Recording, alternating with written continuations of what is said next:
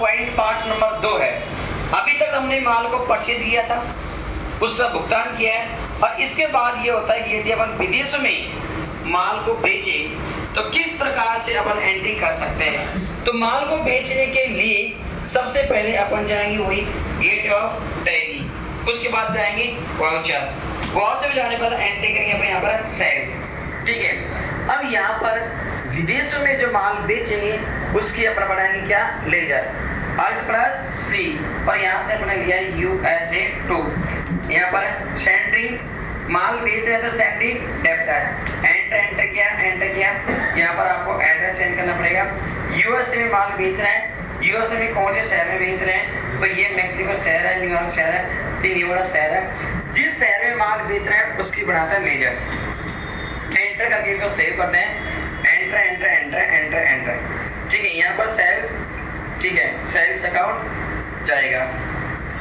Okay, अब उसके बाद में विदेशों में अपन यहाँ पर टी शर्ट अपन बेच रहे हैं, टी शर्ट आपने लिया, ठीक है, 2 टी शर्ट खरीदी, 1 टी शर्ट अपन बेच रहे हैं। लेकिन ध्यान रखना, जब विदेशों में माल बेचेंगे तो वहां पर तो क्या चलता है, डॉलर, और हमारे पास रुपए जो आएंगे किस में आएंगे, डॉलर में। तो यानी कि यहाँ पर अपन को जो सिंबल है वो डॉलर का लगाना पड़ेगा, शिफ्ट के साथ में 4 दबाओगे, ठीक है। तो यानी कि हमारे पास में $60 में हम इस टी शर्ट को बेच रहे हैं। अगर $60 की मैं बात करूं तो 5038 रुपए 80 पैसे की प्रति जो टी शर्ट है वो टी शर्ट की कीमत हमारे पास में होगी। एंटर करके इसको सेव करते हैं। तो इस प्रकार से हमारी जो एंट्री है ये एंट्री हमारी सेव होती है। इसके बाद क्या होता है, जब विदेशों में माल बेचा है, विदेशों में माल बेचने के बाद जब राशि प्राप्त करते हैं तो राशि प्राप्त करने के लिए किस प्रकार से एंट्री करेंगे, क्योंकि राशि अपन सीधा कैश तो ले नहीं सकते हैं, तो राशि अपन जो लेंगे वो लेंगे किसके अंदर, बैंक के अंदर। किसके अंदर लेंगे, अब बैंक के अंदर वो राशि लेंगे, क्यों, क्योंकि वहां से पैसे आएगा डॉलर में, और हमारे यहाँ पर क्या चलता है, रुपए। तो रुपए को डॉलर में, डॉलर को रुपए में बदलने का जो काम करेगा कौन करेगा, बैंक, और बैंक इसके बदले में क्या लेता है, बैंक चार्ज। तो यानी वाउचर पे जाएंगे और यहाँ से अपन रिसिप्ट पे जाएंगे, और जब विदेशों से राशि प्राप्त करें, ठीक है, तो यहाँ पर ये अपना इस हिसाब से हमारे पास में होगा। तो यानी कि 5037.60 पैसे राशि हम प्राप्त कर रहे हैं, ठीक है। क्यों, क्योंकि हमारा जो हिसाब होगा वो 96 के हिसाब से ही हमारे पास में होगा।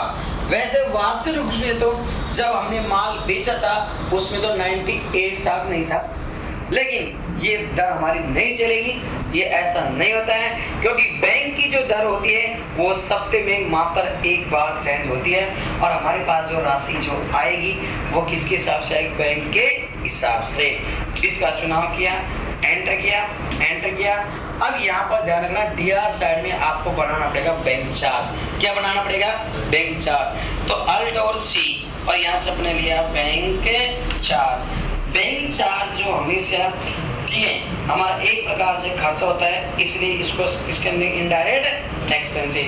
एंटर किया, ये लो, ठीक है। बैंक चार्ज के रूप में जितनी राशि कट रही है वो राशि अपन यहाँ से भरेंगे। एंटर किया, ठीक है, और पैसे हमारे कहाँ पर आएंगे, बैंक के अंदर, SBI के अंदर। तो यानी कि 5037 रुपये 60 पैसे में से 500 रुपये जब कट जाएगा तो 4537 रुपये 60 पैसे हमारे खाते में आएगा। एंटर करके इसको अपन करते हैं सेव, ये लो। यदि इसी प्रकार, ये तो रही यूएसए की बात, लेकिन यूएसए के अलावा यदि अन्य देश